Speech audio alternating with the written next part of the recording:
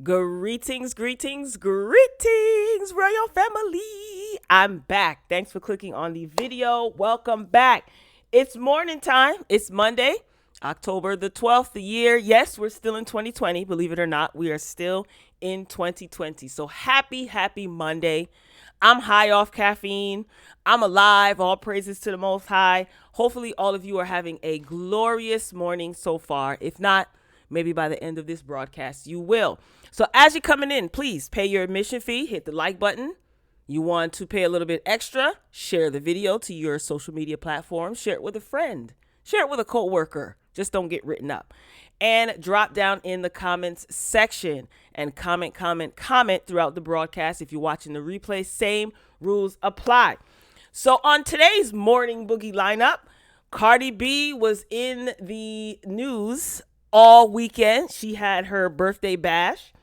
It was quite interesting. We got some Cheeto-45 news.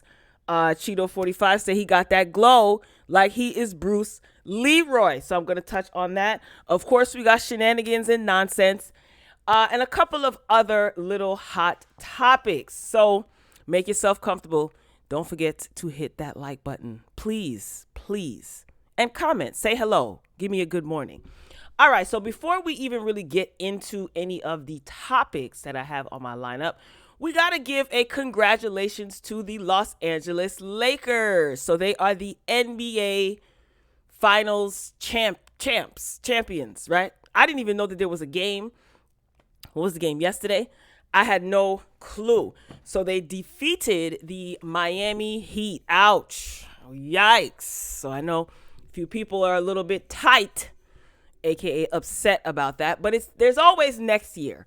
So they are going to be postponing the parade for obvious reasons. We are still battling a pandemic, even though people are not acting like it, but that's their business. So this is my boy Rajon Rondo. You know, I liked him. I liked him when he was with Boston too. Him and Paul Pierce playing with each other. Ooh, that didn't sound right. Being teammates, the Boston boys. So Rondo, he was celebrating or whatever. There's another picture circulating online of him sitting on the court with his son. And his son was drinking like out of a bottle, not a baby bottle, but a glass bottle. And I'm like, that better be sparkling water. But shout out to the LA Lakers. If you are a Heat fan, my condolences to you. Good for LeBron James, too. I'm pretty sure this was an emotional championship for all of them. And LeBron, he looked emotional. So that's it for my sports corner. So shout out to the Lakers. Congratulations. I'm a firm believer. May the best team win. It is what it is. Too bad they won't be able to have a parade, but safety first. They don't need a parade. Have a virtual parade. It's all good. All right, let's move this train along and start off with shenanigans. So this is according to thehill.com. Cheeto45 is allegedly no longer considered at risk to transmit his disease. This is what a doctor says. This is such baloney. It just keeps getting worse and worse, right? It's just more and more ridiculous. Anyway, so Cheeto is no longer considered a risk to transmit his disease to others. This is according to a memo released late Saturday by the White House physician, though the White House did not say that the Cheeto45 had tested negative for the virus. So this is a little bit of conflicting information. But what else is new coming out that White House? What else is new? So this quote says, "This evening, I am happy to report that in addition to the Cheeto45 meeting the CDC criteria for the safe discontinuation of isolation, this morning's cocoa sample," you guys know I can't say certain words on here, demonstrates by currently recognized standards, he is no longer considered a transmission risk to others. This is what the physician Sean Conley wrote in a memo released by that White House. So the White House still has not made clear when Cheeto45 last tested negative, but Conley's memo provokes some cover for the president as he resumes holding public gatherings and speaking to supporters. So Conley, who's a doctor, He's a physician, excuse me. He's a physician, right? That's what his credentials say. So Conley wrote that Cheeto45 has been, quote, fever-free for well over 24 hours and all symptoms improve, which raises additional questions about when Cheeto last had a fever. Previous memos from the doctor earlier in the week had indicated that Cheeto was fever-free for several consecutive days. Why are they playing in our faces? See, I don't let this stuff rile me up. And hopefully I'm not triggering anyone, because my sense of humor is not for everybody. But I don't take any of these people seriously, and it is a disgrace. But I'll get into that later. Let me just keep reading. So the physician wrote that diagnostic tests showed there is no longer evidence of actively replicating virus. Did I read that right? Okay. Moving forward, I will continue to monitor him clinically as he returns to an active schedule. This is what Conley said. Cheeto45 held his first in-person event on Saturday when he spoke to hundreds of supporters on the south lawn of the White House from a balcony. The event, which featured no social distancing among guests and a hit and miss mask wearing, reflected how little Cheeto's approach to the virus changed despite his own brush with the disease that has taken 210,000 Americans. Think about 210,000. Since March, we're only in October. 210,000 fatalities. My God. This is what Cheeto45 had to say, but it's going to disappear. It's disappearing. This is what he said falsely of the virus, which is flaring up in several states. Cheeto is scheduled to hold a campaign rally in Florida on Monday, his first time traveling since testing positive. The CDC guidelines say, now this is what got me, because it seems like they're changing things when we're sleeping. Like overnight, things just change. So the CDC guidelines say adults with mild to moderate RHONY can be around others 10 days after the onset of symptoms, so long as they have gone 24 hours without a fever and other symptoms are improving. Now that's news to me, because the last I heard that I don't remember hearing that. I guess, tell me if I'm wrong, y'all. Did y'all hear this? When did this change? Severe cases require longer isolation periods. So the Cheeto was first tested positive 10 days ago on October 1st. He required supplemental oxygen the next day and had a fever and fatigue before being taken to Walter Reed National Military Medical Center. Cheeto was discharged 3 days later. Since then, he has attempted to project a sense of normalcy working from the Oval Office. Remember when he was signing blank papers, and Omarosa, you guys got to follow her on Twitter. Now, she wasn't my favorite for a very long time, but in this instance, in this climate, she's serving on Twitter. She basically said that it was all a lie when he was signing those blank documents. He wears glasses, all types of stuff. Anyway, so he acted like, he's working from the Oval Office and tweeting out pre-recorded videos in which he totes the benefits of his treatment and urges Americans not to let the Rona scare them. I knew he was going to do this. He's trying to come out like he's a champion. He's triumphant. Oh, I beat this thing. It's not that serious. Disgrace. Anyway, but the White House has provided few specifics about Cheeto's condition and has repeatedly stonewalled efforts to learn when Cheeto45 last tested negative. Now, I remember when those stunt queens were standing outside the Walter Reed military hospital, and they were all in lab coats, and they looked like, actors standing there all in unison, real strict, standing upright. And the press was out there asking questions, and it was a short video. And one of the press persons, they asked, when was Cheeto's last negative test? Couldn't answer that. Is Cheeto on oxygen? No, he's not on oxygen. Is what these stunt queens posing as doctors in white lab coats said.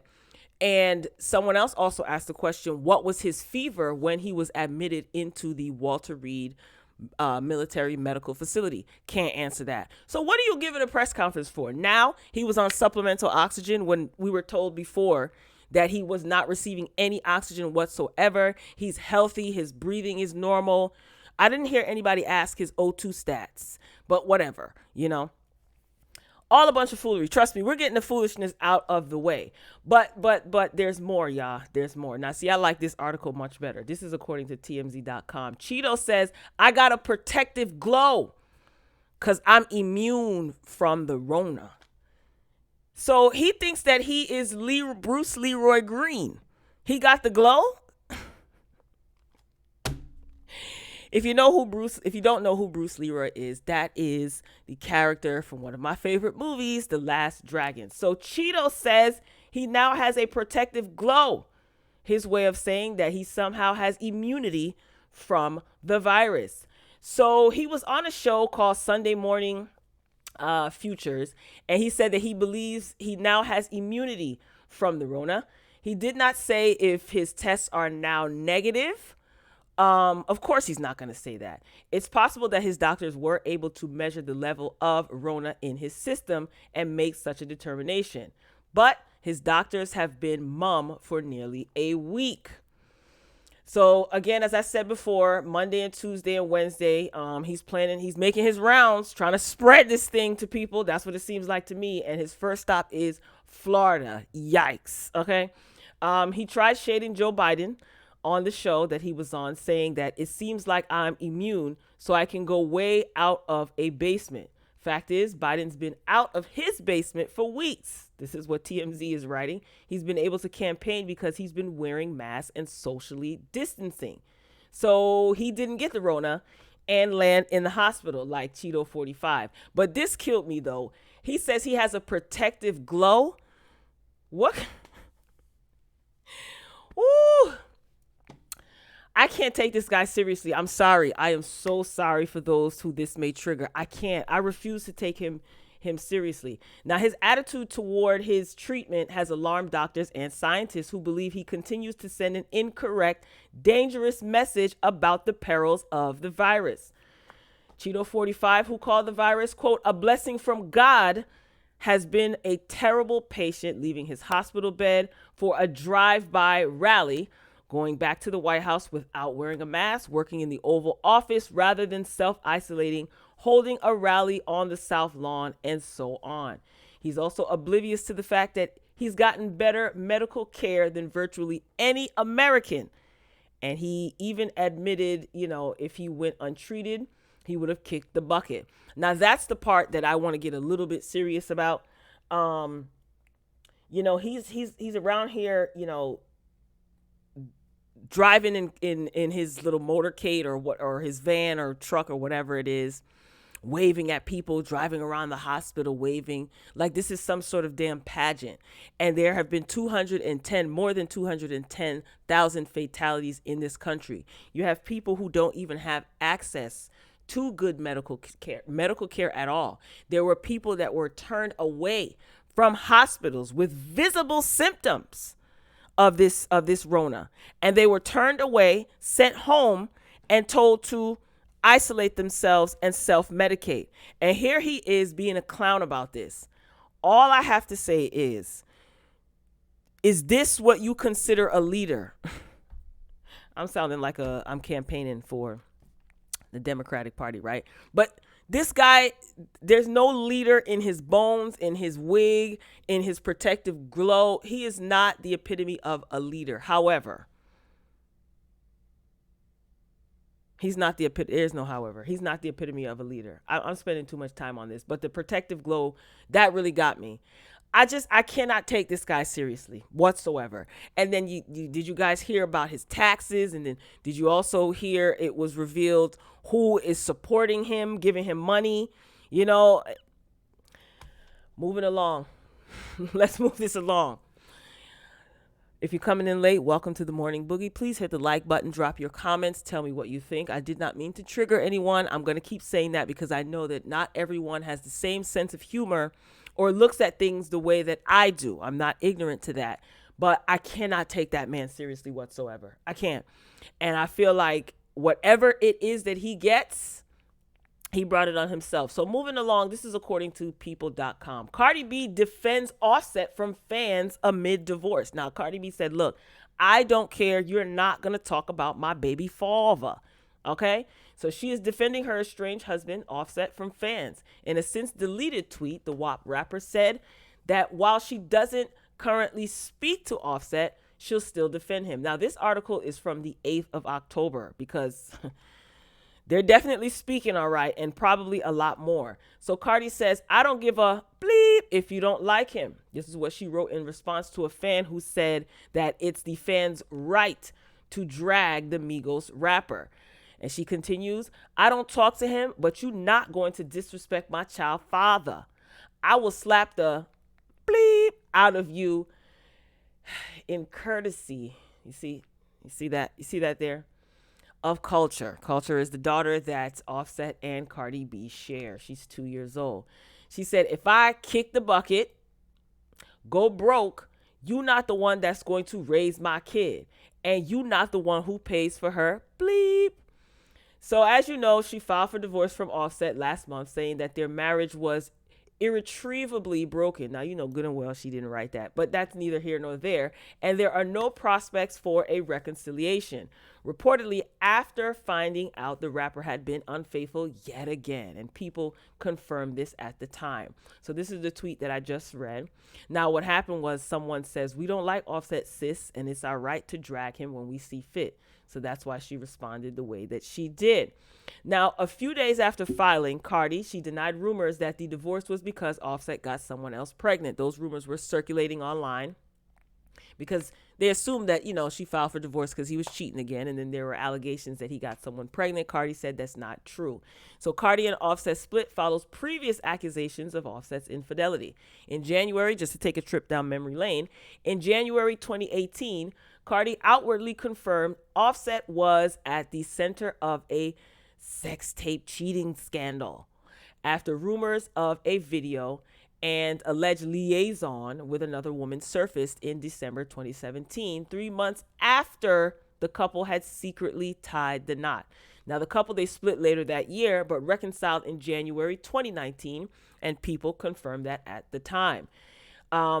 He has been pursuing her hard and trying to convince her to get back together with him since the day they split. This is a source close to the couple told people at the time. Speaking to people shortly after, Cardi said her decision to get back with Offset was a personal thing. Now, so she basically got back with him. You guys know that. She says that everything is not perfect. It takes time, yada, yada, yada. All right. So let's fast forward. Cardi B, she celebrated her birthday over the weekend, her 28th birthday, allegedly, to be exact. Now, this is according to TMZ. I know I like, TMZ people, all that good stuff. Shout out to Harvey and them. Sometimes I don't rock with y'all, but shout out to Harvey and them. Anyway, so during the celebration, her wild celebration, her birthday bash, she gave him kisses and lap dances. Okay, I'll play the video after I read this. Cardi B turned 28 Sunday in spectacular fashion, and it looks like she and Offset may have worked things out. Now, everybody is in an uproar, right? Because they're like, Cardi B took Offset back. She took Offset back. This was just a publicity stunt. They weren't really getting divorced. This was all fake. They do anything for clout. They made that song, do anything for clout. Okay. Megan Thee Stallion was there. She posted, Megan Thee Stallion posted video of Cardi multitasking at the club in Vegas, dancing with a bottle of Douce VSOP cognac. The party moved to a private home and actually got wilder. They danced till early Sunday morning. It ended with a pretty amazing gift from Offset, a Rolls Royce with Culture's name embroidered, on the seats. They shared a kiss that sure looks coupley. So this is them kissing.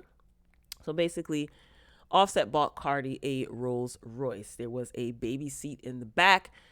and Culture's name was engraved in the baby seat. Offset partied with Cardi throughout the night, and when he gives her the Rolls Royce, he's pretty handsy. We don't know if they mended fences, as TMZ reported. Cardi, she filed for divorce, saying that she was just sick of arguing. Well, no arguing happened Saturday night.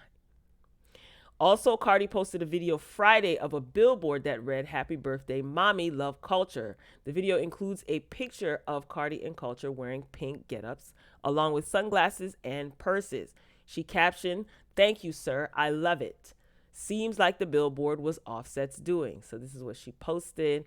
I'm not going to play that because there's music playing in it. So you see a picture of Cardi and her baby Culture. That was nice. All right, now let's get to this video. You see them kissing and whatever. Now let's get to this video. Some parts I'm going to have to mute because obviously they're playing video. And like to hear it? Here you go. So that's the Rolls Royce. And you can hear the horns playing WAP.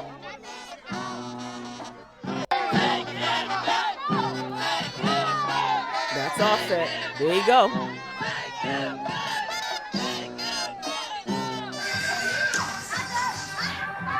That's Offset and Cardi. This is her walking into her party. So I'm going to mute that because there's music playing. I don't like her dress. I'm just going to say it. You guys know I always talk about fashions. At first, when they were, when he revealed that she was checking out the Rolls Royce, I was looking and I said, does she have I thought she had a towel wrapped around her waist because maybe her dress was short and she was covering up. No, child, that's part of the dress. So this was like an Arabian Night themed, real Aladdin-esque. Her cake was very, very beautiful. The top of the dress was really cute, but the bottom confused me. Why is it white? Megan, put your tongue in your mouth. Good God. That's Megan. That's JT from the City Girls. That's Cardi cutting her cake. Now, I don't know if you guys caught when she was outside and people were filming her, looking at her gift, the Rolls Royce. Everyone was chanting, "Take him back, take him back." And they were saying, "Black love, black love." So they're just playing WAP. It's like a band outside and everybody's dancing. Cardi's about to start twerking. So she looked like she had a fantastic time.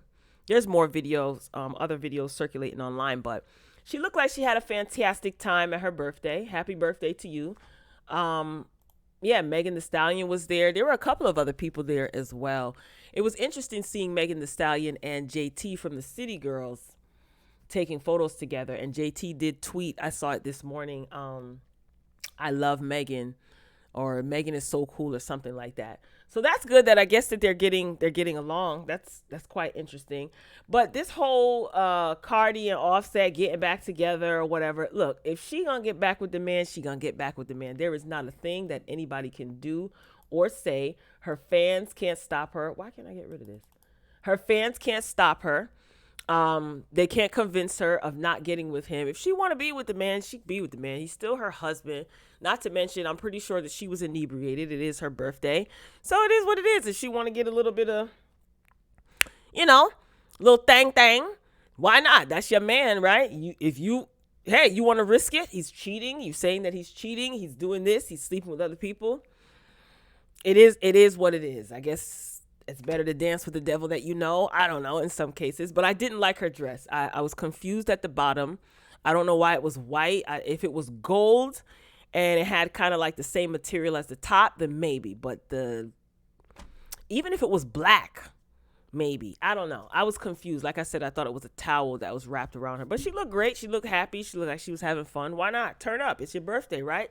And you're young. 28, allegedly, But as far as Cardi B and Offset getting back together or getting divorced, I mean this in the nicest way possible. I don't really care. I'm pretty sure going through a divorce is not something, for some people, is not something that most people sign up to do. I'm pretty sure it's stressful. And then being on the fence of whether to go through with the divorce or take the person back, I'm pretty sure that's stressful. So I don't know. I don't know why.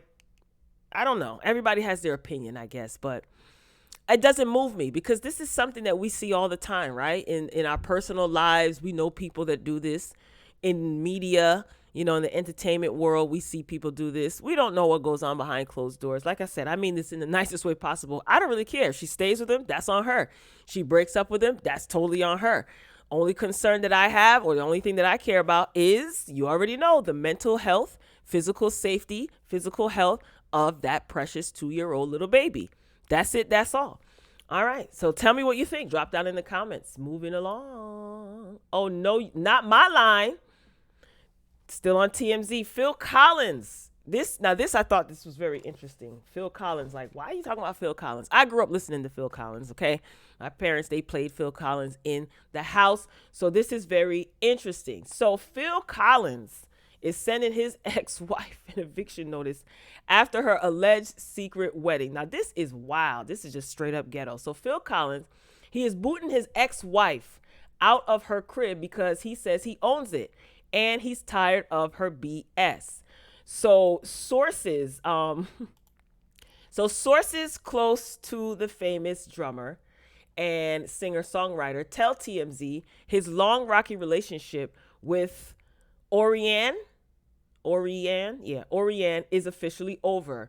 After all, she remarried in August and he wants her out of his Florida house stat. So TMZ was told that Phil's asked her to vacate and she's refused, right? And instead, she's threatening to release false and embarrassing accusations about him unless he renegotiates their 2008 divorce settlement. Girl, y'all got divorced a long time ago. Are you serious? So for the record, Phil Collins paid Orianne a reported $46.76 million. Who? The only $46 million divorce settlement? Lord have mercy. And TMZ sources say that he's not giving her another dime. He believes she squandered the fortune through a series of bad investments, along with an expensive divorce from the man she married after Phil Collins. Okay, it gets more ghetto. Stay with me. So sources say that Phil gave his ex until 3 p.m. Friday to vacate, but she didn't. And I'm sorry. And he says she's now changed the security codes and has been unruly with the staff. We're told that Phil plans to file an eviction lawsuit as soon as courts open up next week, but this week. Look at Phil Collins. I can't. So in case you haven't gotten the picture, here it is. The two have a pretty wild history. So they got married in the late 90s. They had 2 sons together, and they filed for divorce in 2006, shortly after the youngest son was born. So after the record set $46 million in a divorce settlement, and she just pissed that away. Are you serious, girl? Anyway, Orianne, she got remarried, right, to some guy named Charles, but then divorced him to get back with Phil Collins in 2016. So, oh my God. Let me get it together. This caffeine has got me like wired. Sorry, y'all. Are you liking the video? Make sure you hit the like button. Drop down in the comments. Happy Monday, everybody. All right, let's continue. So things seem to be pretty peachy up until a couple months ago when TMZ was told that Orianne got married again to a man named Thomas Bates, telling Phil that she was just traveling to Las Vegas for business. So she was married to Phil, got divorced from Phil Collins, got $46 million. Then she linked up with another man, got remarried to Charles. She done divorced Charles. She spent the money that she got from this settlement with Phil Collins on her divorce with Charles. Then she tried to, get back into Phil's good graces. So everything was all good. I guess they were like, dating, still divorced. They didn't get remarried. So she tells Phil Collins, hey, boo, I'm going out of town on business to Vegas, and got remarried. This is so ghetto. So sources say that Collins continues to fully support his sons. All of their expenses are paid through a fully funded, irrevocable trust. So he set his kids up lovely. But he believes that he is no longer financially on the hook for his ex-wife. So Orianne's attorney, Frank, had no comment. So she is so ghetto. You terrible.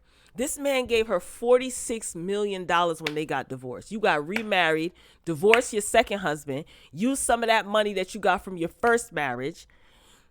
Then you tried to, snuggle up to Uncle Phil again. And he thought like, okay, maybe she want this old thing back. They probably was, doing what they do. And then you like, boo, I'm going to Vegas. And then get married under his. So he said, you got to come out my house because I'm not paying to support another man. And he's darn right. Get out of my house. Get out of my dreams. Don't even get into my car.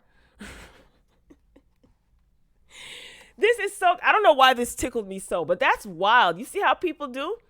Now, do you think that Phil Collins is wrong? Now, mind you, he set up a trust for his kids. Irrevocable, there's no reversing it. If he's dead and gone, it's set in stone, basically. He's taking care of both his sons, and they are set for life, probably. So there's nothing that can basically usurp whatever it is that he put in plan for his kids. So his kids are set. Now he says he's not supporting his ex-wife anymore. And why should he? If you got remarried, why is your husband not taking care of you? No, what you want Phil to do is to take care of you and your new husband. And Phil said you got to get out, and he is filing an eviction notice for her to get out. Do you think Phil Collins is wrong? I don't. You using that man for his money, you Jezebel. All right, let's move this train along. Now, this is interesting. This is according to page 6. Ebony K Williams is going to be joining the Real Housewives of New York as the first Black cast member. Now, Ebony K Williams, she's been tapped to join the beloved, I don't know about beloved, Bravo reality show and as its first Black housewife. So NYC is filled with successful and dynamic Black women. I'm excited to join this legendary franchise as the first Black housewife. This is what Williams, who's 37, said in a statement to page 6. She says, I can't wait to share a slice of life in this city that hasn't been seen before. Anyone who's aware of my work knows I don't hold back. I'm going to keep it just as real here as I do everywhere else. So she is going to be joining returning housewives Luann, Ramona Singer, Leah McSweeney, and Sonia Morgan. Williams currently works as the host and executive producer of Revolt Black News. Prior to Williams' hiring, it was rumored that Bravo had handed an apple to Bershawn Shaw. I don't watch The Real Housewives of New York. I've never seen one episode, so I have no idea who any of these people are. I know who Ebony K. Williams is. So McSweeney, who confirmed she'll be back for a second season, previously advocated for more diversity on the reality show. I hope there's not only diversity of race, but an even deeper diversity of where someone lives or what their interests are. This is what McSweeney said to page 6 in August. I hope that there's just more diversity all across the board because New Yorkers are not a monolith. That's true, obviously. I think that it is gonna head in that direction. Now, when I said I was reading this, the headline, I'm like, Ebony K. Williams, why does that sound familiar? Then I looked at the picture. Duh. Ebony K. Williams, she's a lawyer, or I don't know if she's still practicing. But Ebony was on the panel of Joe Budden's show, The State of the Culture, with Remy, Jinx. What's the girl's name that left before? I can't remember the girl that left, and Ebony replaced her. It just slipped out of my mind. Anyway, if you know who I'm talking about, put it in the comments. So she filled in for a little while. And now she's on, Revolt, Black News or whatever. She's very well-spoken, articulate. I do like that she's not, she didn't come across as confrontational with Remy. And I like that. People probably can say, well, Remy, is about that life. But what I like is I think that she understands media, in my opinion, from what I've seen of her. She understands media, and she was not going to replace come in as a replacement on the State of the Culture show and be combative and go back and forth with Remy, because that's what the media wants to see. And I'm wondering if that's what they were secretly doing, trying to get this woman who is educated in a different space. Because I don't like to say that Remy's not educated. You know what I mean? She's just not, maybe not traditionally educated with all the accolades and the law degree and the college degrees and things like that. But I think, I said to myself, I think that the behind the scenes, you guys know how messy production and stuff can be. Behind the scenes, I wonder if they are bringing her in to kind of go at and kind of undercut Remy. But I like the way that she handled herself. She was not confrontational with Remy. She respected her opinions. And it wasn't a, pitting against each other. And I think that Ebony is smart, because I noticed that, because that's exactly what I was looking for. I said, here they go. They're about to pit these two black women against each other, but it didn't happen that way. Anyway, congratulations to Ebony K Williams. But let me tell you something about Bravo. You're trash. I think that Bravo is whack. I'm done. I'm so finished with them. And I'm tired of them. I'm tired of this Housewives franchise. I don't want Ebony on the show, to be honest with you. But listen, in these tough economic times, you got to do what you got to do. I may start watching Housewives of New York because Ebony is on there. I do like her. So I just don't like this whole, oh, I'm the first black woman on this show, as if I'm just so tired of some of these networks and these outlets using that as some sort of something to aspire to be. Oh, I'm the first black. And I see what you're trying to do, Bravo. I see what you're trying to do. You are trying to basically, you're just trying to eradicate this reputation that y'all have over there, because too many people have been saying certain things about lack of diversity. So you got Garcelle over there in Beverly Hills, you got Ebony over here now in New York. But it is what it is. Ebony, I wish you nothing but the best. I hope that it doesn't turn you into whatever. Stay away from Andy, though, sis. Please, as much as you can, stay away from Andy. Let me know what you think. Do you guys watch Housewives of New York? Like I said, I've never seen one episode. Not one. All right, let's move this train along. I don't want this video to be long. This is still on page 6. So Master P is going to be honored at the 2020 BET Hip Hop Awards. Well, I'll be darned. So Percy Miller, he's going to be honored at the Hip Hop Awards. The CEO of No Limit Records will receive the I Am Hip Hop Award at the ceremony. And this BET Awards is going to be airing on October 27th. So the New Orleans native, he launched a record store and then his label in 1991 with $10,000 inherited from his grandfather. You see why it's important to leave some wealth for your children and your children's children. It's very important. 10 grand. And look where he's at now.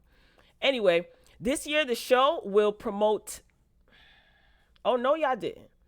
These ads. So this year the show will promote reclaim your vote, encouraging voter registration and greater access to polls. Let me tell you something about these BET Awards. I am only watching because I want to see the cipher. Congratulations to Master P. I think this is long overdue. Long overdue. I'm interested in hearing his speech, his acceptance speech. These nominees this year, I'm going to tell you my predictions. Okay? I think Savage is up for record of the year or single of the year, something like that. That's going to win. I think that this is going to be the Megan Thee Stallion award show. I could be wrong, and if I'm wrong, I will accept that. I am not above being incorrect. That's fine. But I think that this is going to be the Megan Thee Stallion Awards. I will leave it at that. Now, the show is going to be hosted by these three stooges. Now, I love them. The 85 South Show, Chico Bean, Carlos Miller, and of course, DC Young Fly. This is a cute picture. So these are going to be the hosts, plural, of the BET Hip Hop Awards. So again, October 27th. Are you going to be tuning in? Are you over the awards? Are the awards whack? Are the awards phony, a gimmick at this point? But some of the nominations, it's crazy. You have like the same artists nominated 2 to 3 times in the same category for different songs. That's not unheard of, but it's just all right. I see what y'all doing here, but whatever. Let me know what you think. I'll be watching. I'll be tuning in. But congratulations to Master P, and congratulations to the Three Stooges, as I like to call them, the 85 South Show, Chico Bean, Carlos Miller, and DC Young Fly. So this is going to be a hot flaming mess because they are silly, and I can't wait. All right. We're bringing it on home, ladies and gentlemen. Now, look, we started with a little bit of, shenanigans, but I had to save this until the very end because there is no way in the world I would have been able to get through the show if I had this earlier. Now, listen, if you are extremely, extremely sensitive, I suggest that you just, you head on out. You head on out because this right here is a hot mess. Now, this is according to the New York Post. I'm going to be laughing. I'm going to try my best to keep my composure, but here we go. All right. So the New York Post reports that a church reportedly gets a new altar after a threesome between a priest and dominatrices. So that's a plural of dominatrix. So it wasn't one. It was more than one. All right. Let us pray that this same fate doesn't befall this altar. So the Archbishop of New Orleans has consecrated a new altar at a Catholic church in Louisiana after the previous one was the site of a, quote, demonic threesome between a priest and 2 dominatrices, according to reports. Now, Archbishop Gregory Amon led Mass Saturday at St. Peter and Paul Catholic Church in Pearl River, about 40 miles northeast of the Crescent City, and condemned the unholy trinity. Okay, the church is a very holy place, Amon told the congregation, according to local NBC affiliate WDSU. When a church has been used for unholy things and it has been desecrated, we must drive away the evil spirit, and that is what we do today. So the church's now former priest, Travis Clark, was caught late last month, having relations with 2 corset-clad dominatrixes on the altar by a witness. Can I get a witness? Who recorded part of the act on their phone, then called the cops. So Clark, who is 37, and the woman, 41-year-old adult film actress, Mindy Dixon, and 23-year-old Melissa Chang, were booked on obscenity charges because they were in public view. I'm telling you right now, they're not winning this case. But anyway, as he blessed the church's new altar, pastor said the previous one had been removed and burned, according to WDSU. I promise I'm going to grow up one day, but today is not that day, y'all. So he says, let me be clear, my sisters and brothers. There is no excuse for what took place here. It is sinful and it is totally unacceptable, he said, according to the outlet. Anyone like that obviously cannot serve in priesthood ministry, and he will not be able to serve as a priest anytime in the future. His behavior was obscene. This is a pastor talking about Clark, who priest Clark, who had he had company on the altar. And this is according to local outlet Fox 8.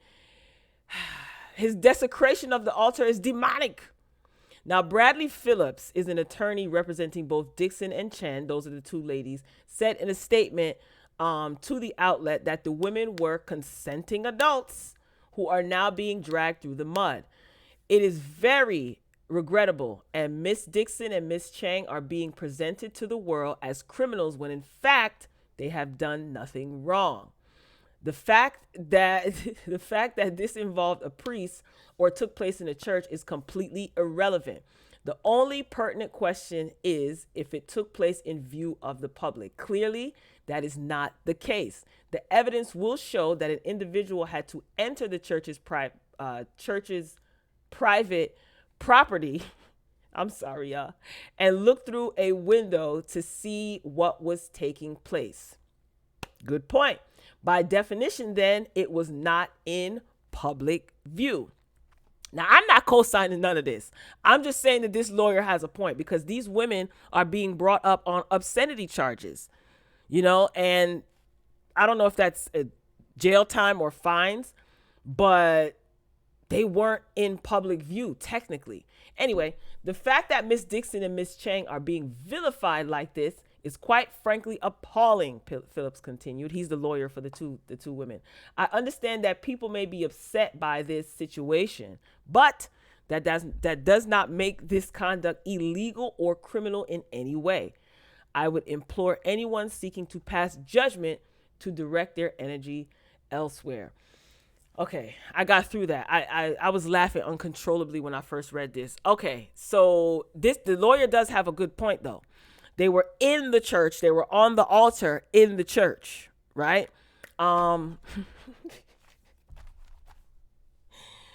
Yo, the pastor of the church was mad. He was upset, honey. He said they burned that old altar, honey. And someone looked through the window. Now, what would make somebody look through the window? I don't know if this happened at night and then started recording this and call the cops. So what? They got trespassing. But the lawyer has a good point. That's the point that I'm making. Let me not even go down that rabbit hole. That is the point that I'm making. And I understand that this is considered demonic. Now, let me tell you something about, you know what? Nope, not even going to go there. Not even going to go there. They have some nerve. Do you think that the ladies should be charged with what they are being accused of? Obscenity and trespassing. They were invited in by the priest, and he wanted to, have a little bit of fun. Oh my God. He wanted to have a trinity of his own, right? But I don't think that these ladies are guilty of what they're being charged for. No, not in the court of law. Now, as far as, in the court of the Lord, that's a different story, but that is not what's being questioned here. Okay. And they were invited there. They were invited there by the priest. So I think that lawyer has a good point. And yes, it's very difficult to digest because this happened in a church. A lot of things happen in the church, especially the Catholic Church, child. This right here is nothing compared to what's going on in the archdiocese over there in New York. Just Google it. All right, Royal Family, this concludes this episode of The Morning Boogie. I want to thank all of you for sitting through some of my immaturity and my foolishness.